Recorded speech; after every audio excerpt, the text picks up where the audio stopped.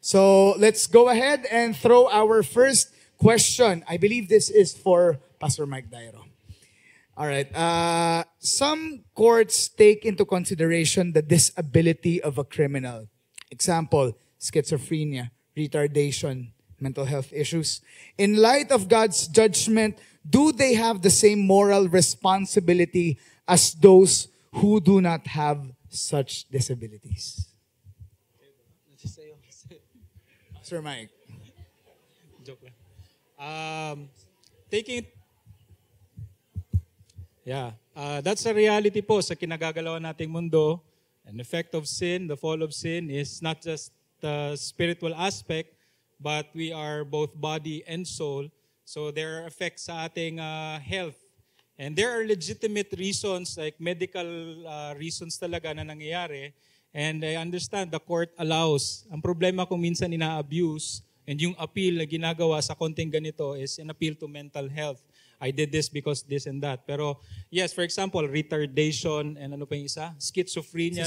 They're clinically proven na may mga ganong situations. Pero on the other hand, we want to be careful din na hindi siya ginagawang excuse. Whether the court dismisses them or not, morally responsible, these are difficult questions naman natin individually. Na for example, meron bang guilt and shame na mararamdaman yung tao na yon when he did that dahil sa kanyang medical condition?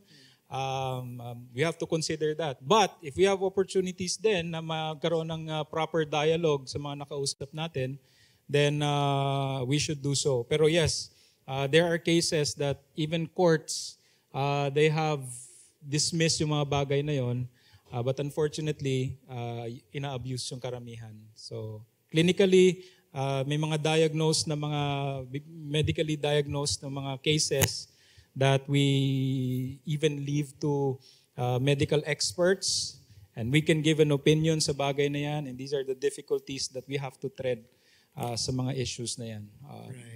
Hindi siya ideal, hindi rin siya common, but may mga cases na ganun. Just to add din siguro on a general sense, we have to make sure that sin is always a moral issue, not a psychological issue. We cannot psychologize sin as long as we see that there is transgression on a general sense, of course. But we admit and we admit yung reality ng ganong mga because of imperfect world that we live in. May ganong kinakatigan yung court at kinoconsider. And I agree with Pastor Mike, yung abuses, yung nagiging problema natin. Pastor Joseph, okay na? So may mga valid po talaga na cases. That's what our pastor said, no? So let's be careful in assessing those and leaving them to the experts. So another question related to mental health again. I believe this is for Pastor Mike Dairo as well.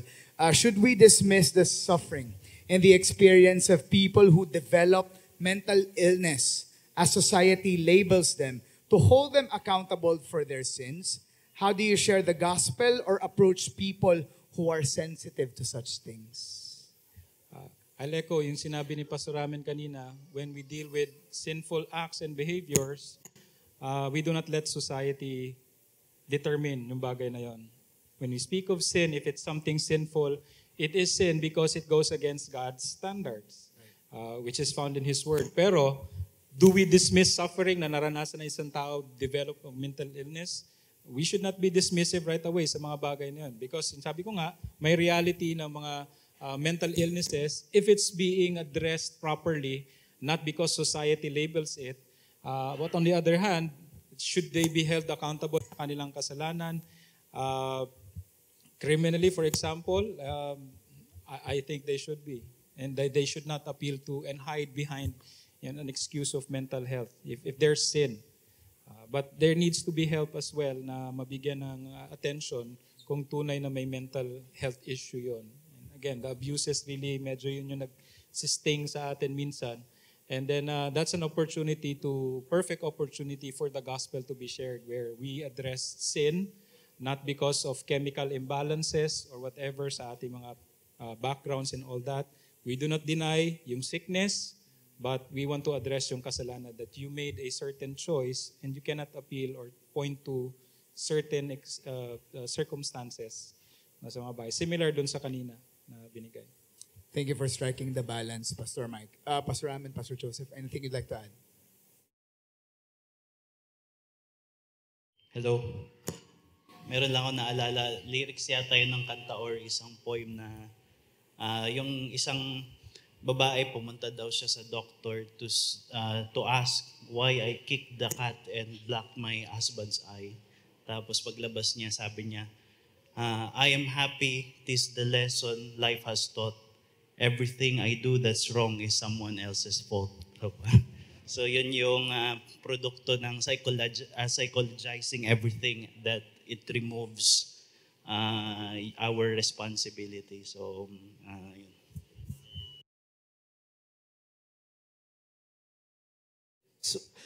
So, we want to affirm also yung sinabi ni Pastor Mike na yung noetic fall noetic effect ng sin, which is it has affected the mind and even our body. Let's remember some of our Christian heroes suffered also mental problems. Si William Cooper, the man behind yung hymn na God moves in mysterious ways, His wonders to perform. And also si Charles Spurgeon, he suffered depression. But then, ang makikita mo sa kanila, they never allowed themselves na i-excuse yung ganung bagay. But the reality ng suffering in this fallen world. Amen. Salamat po doon, Pastor Amen. Now let's go for our very first live question. Go ahead, sir.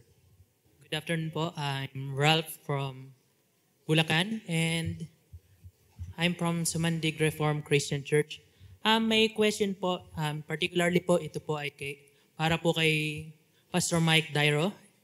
So, kung halimbawa po ba't ang isang tao po is nakapag-inflict po siya ng harm sa isang tao po nang hindi po sinasadya, is he still morally responsible po?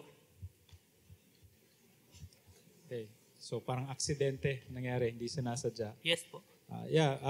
For example, lagyan natin ng degree. Let's say, sa kotse, nakabangga ka ng may tumawid sa, let's say, tumawid bigla. Naka-safe naman yung driving speed mo, nabangga mo, and will you be held responsible? Sadly, sa batas natin, oo. No, kahit gaano ka kaingat, you will be held accountable sa batas. Pero when we speak of moral responsibility, we don't want to easily jump the gun and say na meron siyang, like for example, morally responsible. In a sense, yes. Responsibility talaga. Hindi natin maalis yung excuse sa ating mga sarili. May contributing factor tayo. It may sound unfair, pero you have a certain liability sa bagay. But, on the other hand, as far as I understand, sa batas natin, you have that privilege or you have that freedom as well na defend. You have that right to defend yung sarili mo sa courts of law to prove your case that hindi siya intentional. So either bababa yung degree ng punishment or liability mo. Pero yeah, I guess you have yung certain liability. Pero kung hindi accidents, for example, na pwede bang maging specific yung tanong mo kung anong ibig mo hindi ko sinasadyang saktan yung puso mo, mga ganong klase? O... For example po, yung halimbawa po yung isa po nag-aamok po na lasing po and yung maawat po sa kanya po is na suntok niya po yung nag-aamok po na lasing po para tumigil po, then para napatay niya po, ganun.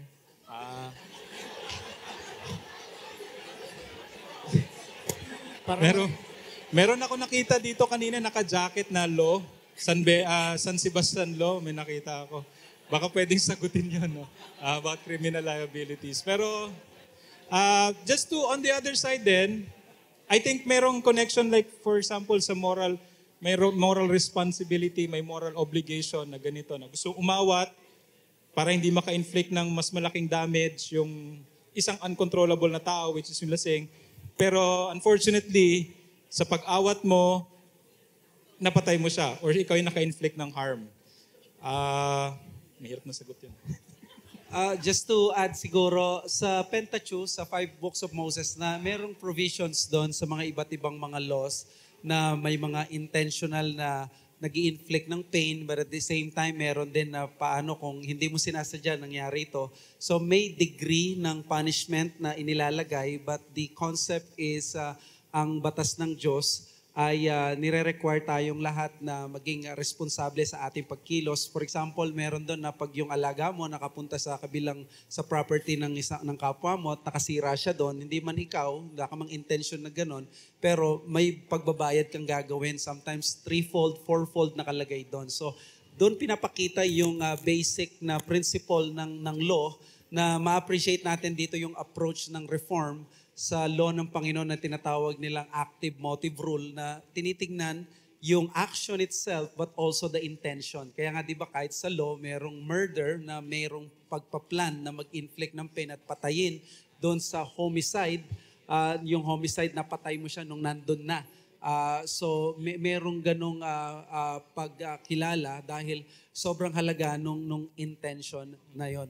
Kaya sa sa panahon natin, we will always take into consideration yung ganong bagay that yung mga sins natin na intentional at yung mga sins na hindi natin intentional pero nangyari yun, but as long as nakita natin yung table of the law na ang aim kasi ng thou shalt not murder is ang positive rule nun is I have to take care of my neighbor.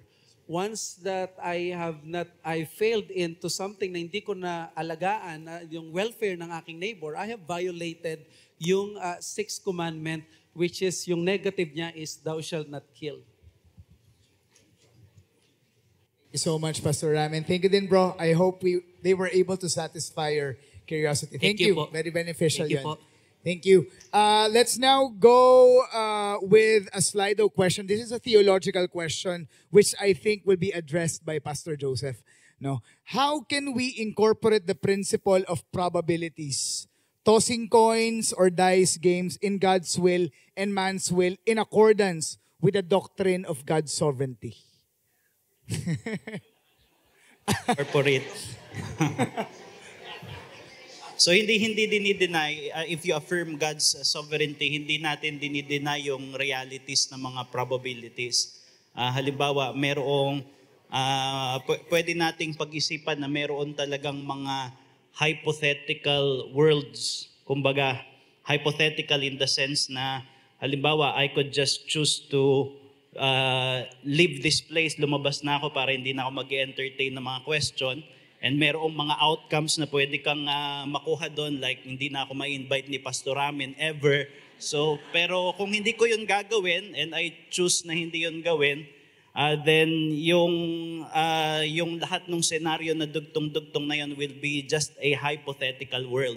So, pero the reality is kung ano man yung gagawin ko hanggang sa dulo ng conference na ito, yun ay pagpapasya ko, I am free, but also that is what God has predetermined, and therefore that is the only actual world that could be, yung galing dun sa itinakda ng Panginoon. So in terms of that question, ganun din, merong mga probabilities na kapag ginulong mo yung dice, marami talagang mga pwedeng result yon, pero yung magiging actual result nun ay yung batay lang doon sa pagtatakda ng Panginoon. I hope that answers. Walang multiverse exactly. Walang multiverse. Merong multiverse na hypothetical. Right. Walang malas, walang swerte. Okay. Pass Ramen, pass Mike. Okay na. Goods na po. Alright, thank you. Let's proceed to the next Slido question. To medyo heavy to. If God is not the author of evil, but means evil for good, how do we argue the Reformed position when people use God's sovereignty over evil as an excuse that man can also mean evil for good, as if the end justify the means? I think this is a good question. So ang pinag-uusapan natin dito ay integrity ng character ng Panginoon. Pero let us remember na kagaya ng sinabi ko kanina, yung involvement ng Panginoon when He ordains evil actions hindi niya yun ino-ordain as someone who has a direct causation. Kumbaga, hindi siya yung naglalagay ng kasalanan dun sa puso ng tao. So he is not committing the evil. Kasi sa atin, pagka sinabing the end justifies the means, ang hinuhugot natin dun, pwedeng tayo yung mag-commit ng evil para sa just ends. Hindi yun yung ginawa ng Panginoon. Hindi siya yung nag-commit ng evil. Inordain niya yung evil without himself being chargeable of evil dahil hindi siya yung nag-create ng evil dun sa puso ng isang tao.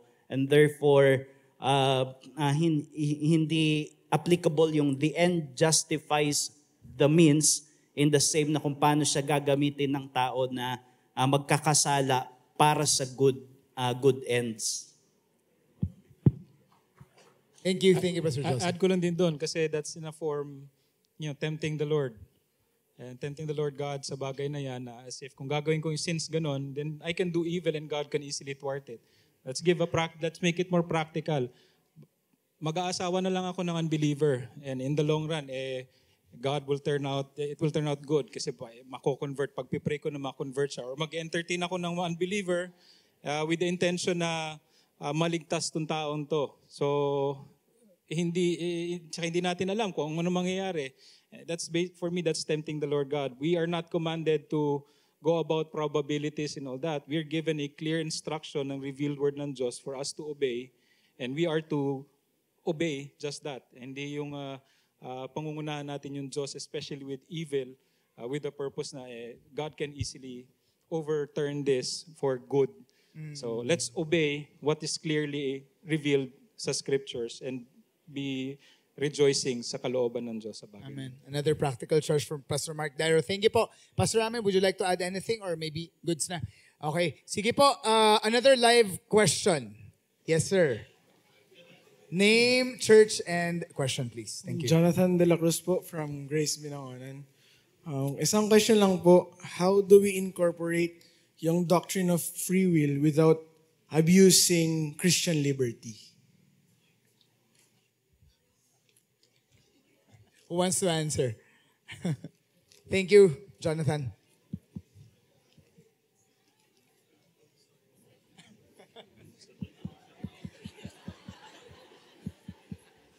Sound.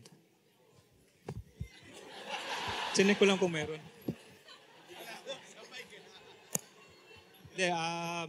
Magandang tanong kasi Christian liberty yung pag-uusapan. Let us remember na yes, yung Christian liberty pwedeng ma-abuse at ina-abuse talaga din. But we have to go with what the scripture says. I think it's Galatians. Na ano yung, hindi lang yung scope ng Christian liberty, but ano yung goal natin. Being liberated, being freed in Christ. Isa sa goal, layunin natin is service. Loving service sa kapatid. I am free to lovingly serve and to edify yung aking kapatid. And whatever it is that would cause me to abuse or to go the other way, and that's not a proper use of Christian liberty. And lalo na kung offense ang kahantungan nito, even Paul said that he's ready and willing to give up yung kanyang liberty kung may matitisod sa kanyang paggamit na yon. Right. Thank you po. Thank you, Jonathan. Okay, proceed naman tayo sa question sa Slido. No? This was sent in during your session, Pastor Ramen. So thank you so much for the message, Pastor Ramen. Indeed, salvation is all of God's work. Can the same be said of sanctification? I have heard other pastors who said na dapat may ambag ka sa sanctification mo, like pagbabasa ng Bible, pananalangin, etc. Yeah, I understand yung pinanggagalingan ng question na ito because obviously ang salvation is purely all of grace, and then syempre sa sanctification, there are very clear commands ng responsibility natin na i-engage natin ang sarili natin sa mga means of grace like the word, prayer, and sacraments. But sometimes may nakikita rin tayong faulty na pananalita na parang ang isang pwede mangyari is that we would think yung sanctification natin is also parang collaboration ng Diyos at ng tao. Obviously, there's human responsibility, but we have to understand that yung richness ng salvation natin, pinaint ang sanctification sa Romans chapter 8 as part of that grand redemptive plan ng Diyos mula sa predestination hanggang sa glorification, so that everything ng ating mga nangyari sa atin is all of grace. So ang sanctification is good to see, hindi yung parang sasabihin na parang monergistic siya, magte-tension na parang wala tayong responsibility. Pag sinabi mo na synergistic siya, hanggang ilang percent ang pag-collaboration ng Diyos at ng tao. I think dito pina-follow ko yung pananaw ni Jonathan Edwards at ganun din sa book ni Dane Artland na what's the book yung The Heart of Christ, Gentle and Lowly, na it's better to see yung sanctification natin as parang united sanctification, na our sanctification is coming or flowing out from our union with Christ. So that if we are united with Christ, there will be that parang nandito tayo kay Christ and then nandito rin tayo gumagawa. And in the words of Jonathan Edwards is we are at the same time active and passive, so that di tayo pupunta sa error na ang Panginoong Yesus lang. And at the same time, pwede rin nating sabihin na hindi rin tayo mapunta sa error na tayo lang ang kumikilos. So because of our union with Christ, it is Christ, sabi ng Galatians 2:20, it is no longer I who lives in me, but Christ who lives in me. But at the same time, ikaw rin ang kumikilos nun. So ganun natin siya tinitingnan. And I think kapag nakita natin ang sanctification as flowing from our union with Christ, mas madidispel yung mga erroneous or faulty na pananaw sa sanctification. That's really good. Salamat, Pastor Ramen. We'll proceed with the live questions since may tatlo po tayong mga nakapila, no? So, go ahead, brother. Yes. Ako po si Asa Polinario from Rodriguez Reformed Covenant Church. Ang question ko po is about doon sa nature, yung nature ng man. As have been said earlier, meron tayong fallen nature or creaturely nature. Yung will natin, while we are free, is based upon our nature.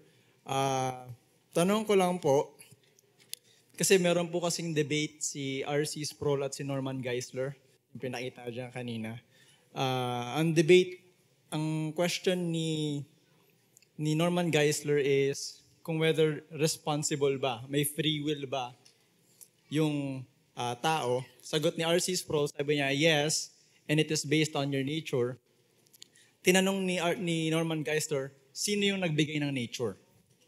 Right? So, tatanungin ko po sana, does God decide kung ano yung nature na magkakaroon ang tao? And if that is the case, parang is it just? Kasi doon siya pupunta. Siguro masasagot din yan nung 4 states ng yung kanina na pinag-aralan natin sa chapter 9 ng Confession. Doon sa state of innocence, ang binigay ng Diyos na nature sa tao ay yung original integrity, that it is wholly inclined sa righteousness, pero mutable. And the reason why it is mutable is not just because sa precept ng Panginoon para malaglag sila, but because it is the demand of what in theology we call the covenant of works.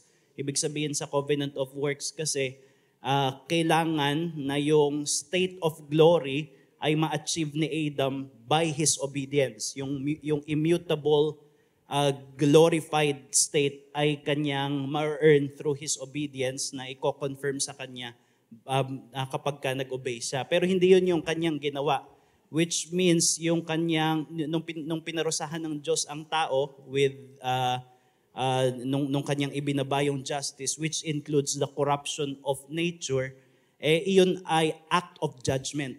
So hindi siya create ng Diyos originally. Yung corruption ng nature ay result ng sin as well as an act of judgment from God. Which means yung fallen nature na pumipili ng kasalanan ay nature na taglay natin because of our own fault and our share with the sin of Adam. Pero ang Diyos ay nagkakaloob ng bagong nature. Yun yung promise ng New Covenant, di ba? Nire-renew niya yung nature ng tao na kanyang hinirang, bibigyan sila ng bagong puso, bibigyan sila ng bagong kalikasan para malaya rin nilang piliin si Jesucristo at yung ebanghelyo, and that will become immutable pagdating na sa glory. So to sum up, hindi tayo binigyan ng Panginoon ng nature originally that will choose sin, and then paparusahan niya tayo sa pagpili ng kasalanan, whereas siya naman pala yung nagbigay ng nature na corrupt. Right, that's a good one. Thank you. Follow-up question? Go ahead. Okay, follow-up po ako. With regards po doon sa, na-mention niyo po na kasalanan natin, right? Personally po, I'm a Calvinist, so I don't have any issue with the answers. But assuming the position of someone who might be, not friendly to Calvinism and really wants to challenge the idea, yung kasalanan po natin, how could that, yung federal relationship ni Adam to the people in the 20th century, how could that have been correlated when the person in the 20th century hasn't existed yet, so as to sin, so as to be accounted for? Paano po yun? Ang tinatanong mo ba ay yung federal headship ni Adam? Kasi po hindi po tayo personally nandoon to commit the sin and so as to merit the punishment. So ang tanong ko po is that structure of someone sinning tapos madadamay ako in the future, is that concept or that correlation just? So yung una kong sagot dyan, inimpute kasi sa atin, di ba, yung kasalanan ni Adam. And many people would say na that is unfair because I should have been let to stand for myself sa garden. Now, imagine the sin of Adam as we have it in the scriptures sa Genesis chapter 3. He rebelled against the goodness and sovereignty of God. Tapos sasabihin ng isang tao, kaya ko na magtagumpay sa sarili ko in a way that Adam did not. And yet from the very, yung mismong tanong niya is questioning the sovereignty of God and the goodness of God. So that is already a demonstration that he has already fallen like Adam. Kasi federal headship is not good, and and I am against it. Or I don't see its fairness. God is unfair in His exercise of sovereignty. That is exactly.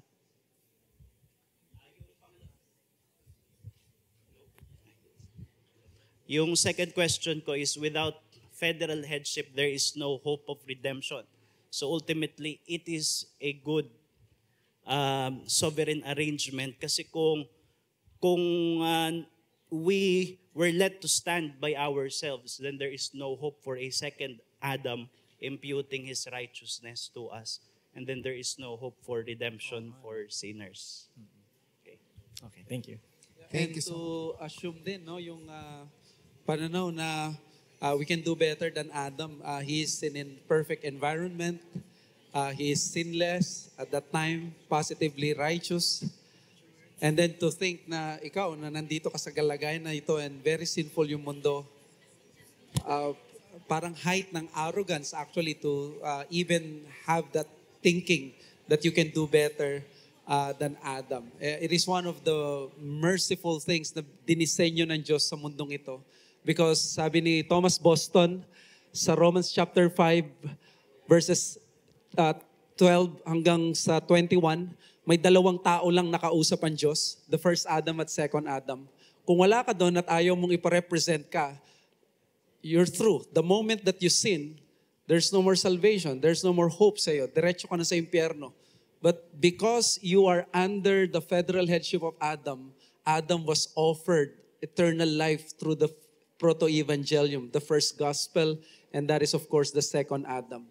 So we thank the Lord that we do not we are saddened, or we are at a loss kung paano nahulog sa kasalanan si Adan, but we thank God na tayo ay represented by Adam, because Romans 5 tells us that whatever Adam has done sa atin na pangit, Christ has done yung kabaliktaran and even more.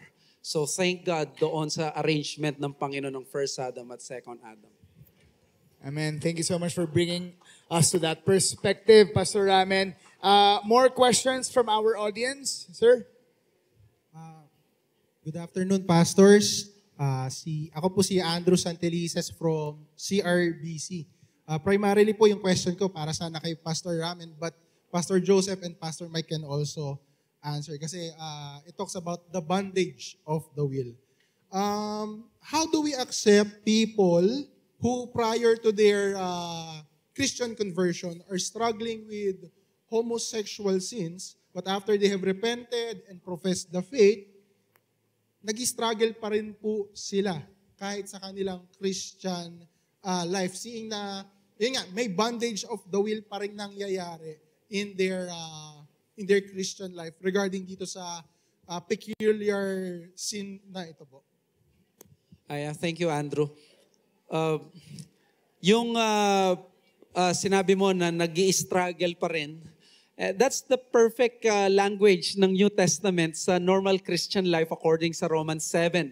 It is not always consistent victory on particular sins or particular temptations, but consistent struggle sa lahat ng nangyayari.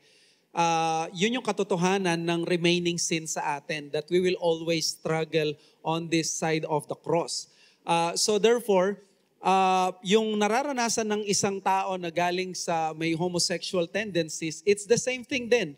Yung may struggle, let's say sa anger, sa lust, sa envy, at yung mga bagay na yon, those are the sins na patuloy nating lalabanan hanggang sa parusya, sa pagbabalik ng Panginoon.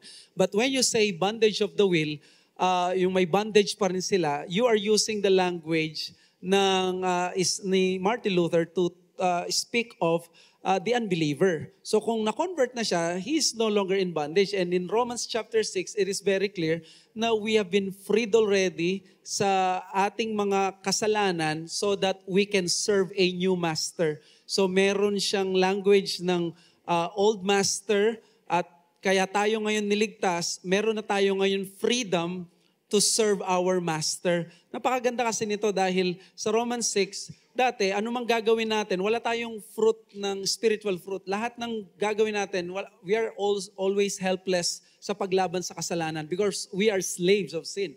Sa Romans 6, sabi niya, dahil na kay Kristo na tayo, we have now the freedom to serve a new master. Our bodies can now be instruments of righteousness, dati unrighteousness. So ang ating mind, ang ating ginagawa, can now be done sa paglilingkod sa ating Panginoong Yesus. So I think that gives us yung pananaw na hindi laging hypocritical on our part, na talagang we are aiming for progressive sanctification kahit may mga times na tayo ay bumabagsak sa mga particular na mga pinagdadaan nating temptation or sins. So I hope na naka-help yan. Thank you po sa correction, Pastor Ramen. One follow-up question lang din po. Go ahead. Opo. Bali, regarding pa rin dun sa same theme, magbibigay lang po ako ng situational, although public and revealed naman kasi ito. Nung hindi pa nag-collapse yung ministry ni Ravi Zacarias, meron siyang isang lalaking pinermit or inalaw niyang mag-pulpit ministry who are openly struggling with homosexual urges nga. Pero inalaw niya siyang mag-minister sa pulpit with the condition that he will be chaste or celibate. Sa Reformed Baptist view po, compatible po ba ito?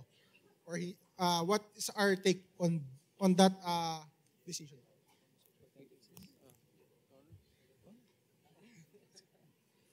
I'm not aware dun sa arrangement nila nung But sa atin, sa Reformed Baptist, whenever we ask a person to stand sa pulpit, at least we are convinced, lalo na sa pastor, na this person, you can vouch this person na siya ay in good standing and then na member sa church at nagpapakita siya ng pamumuhay na consistent sa gospel at meron kang honest conviction or honest na assessment sa kanya that he is fit for that ministry.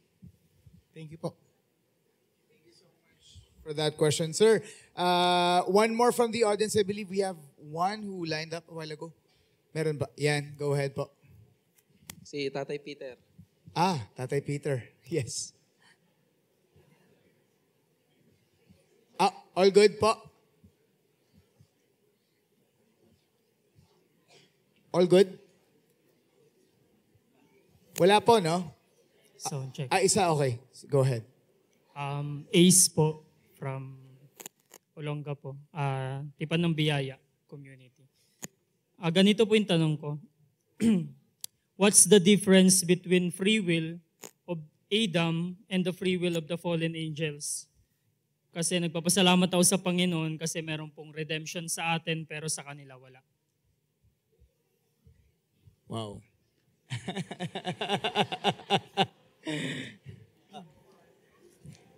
Actually, I don't know how to answer the question.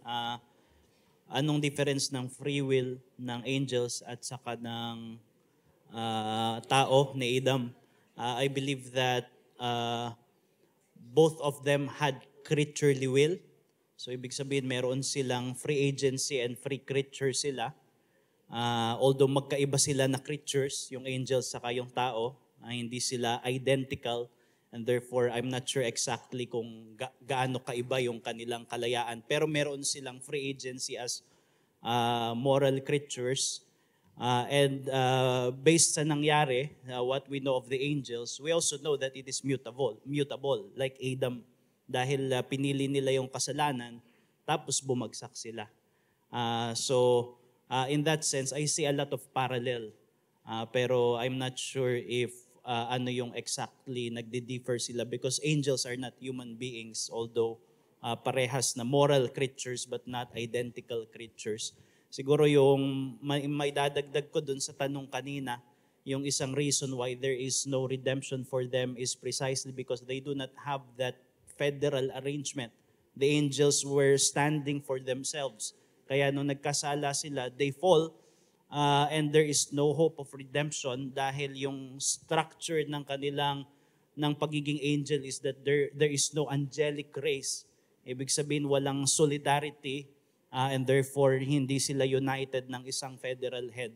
That is why we should be thankful rather than complaining and grumbling against federal headship dahil yun yung dahilan why we have a hope. After we have fallen, meron tayong hope for a second Adam to redeem us, which the angels did not have.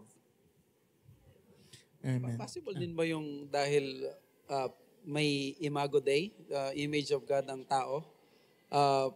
This is an honest question mula sa akin. So, what do you think about that?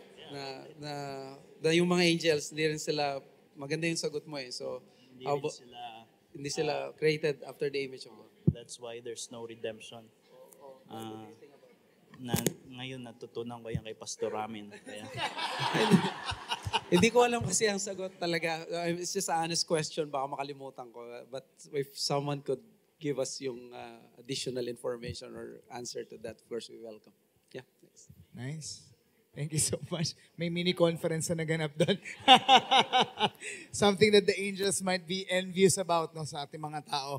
So, meron pa po ba magtatanong? Probably one last live question. Meron pa po? Ayan. Go ahead po. Hello. Good afternoon po. I am Novel and I am not Reformed. Di po ako Reformed. Isa po akong from Pentecostal Charismatic Church, but I am studying Reformation po.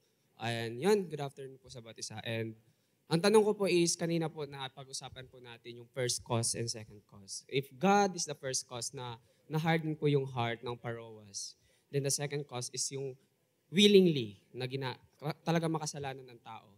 Then, if God is the first cause, then He is accountable dahil first cause po siya sa pagkagawa ng kasalanan ng tao, even though yung tao yung gumawa ng kasalanan. Then first cause, dahil first cause si God, He knows na He determined na ang tao ay magkakasala and ang tao ay born to sin. Pero kanina sinabi din na ang tao ay may state of innocence and mutable po yun, nababago and magkakaroon po ng state of sin. Then ang tanong po is, if God is the first cause and man is only the second cause, then God is accountable ng tao ay nagkakasala po. Yun po ang tanong ko. Gusto ko lang po maklar. Some of my Reformed friends here po incite me some of their answer. But I want po sa mga pastors po natin na speaker na magkaroon din po ako ng kasagutan po. Thank you po. Thank you. Pastors? Kasi yung sometimes sa theology, ang ginagawa talaga natin is that we're not explaining, rather we are putting fences against wrong explanations. So pagdating doon sa kasalanan ng tao, kung paano siya inordain ng Panginoon, what we know is that God cannot be chargeable with evil because of James chapter 1, yung sinabi sa 1 John na God is light and in Him there is no darkness at all. So our theology must safeguard the utter integrity and goodness of God. And therefore, hindi natin siya pwedeng gawing author of sin na siya yung naglalagay ng kasalanan sa puso ng tao. And therefore, and yet we have the truth na meron siya, na siya ay absolutely sovereign sa lahat ng nangyayari sa kasaysayan. And we have portions sa scriptures na nagbibigay sa atin ng detalye kung paano maaaring tinatalaga ng Panginoon yung isang masamang gawa, certainly so that it should occur, but without imputing guilt upon God. We have Romans chapter 1, yun yung ipinakita ko kanina, that God withholds the grace or God withdraws the gifts. Hindi iyon unjust sa Panginoon because in the first place, yun yung patutunguhan ng makasalanan ng puso ng tao. So it is true that God hardened the heart of Pharaoh, but hindi yun nangyari na parang malambot sana yung puso niya, pero pinatigas ng Panginoon. Kung hindi pinatigas iyon dahil tinanggal ng Diyos yung mga restraining that might have kept Pharaoh from being a hard-headed, rebellious sinner, tinanggal ng Panginoon so that Pharaoh would just chase after what his sinful and rebellious heart desires, so that there is no charge of sin against God, in God rather. Thank you po. Thank you, Pastor. All good po tayo. Thank you so much. We've now come to the part where we'll entertain just one last question na lang po, no? As much as we want to entertain more questions, may time constraint po tayo. So let's go ahead with this Slido question. How must we understand the seeming paradoxical statement of bounded free will, and how can we simplify this truth when preaching to a congregation? Oh.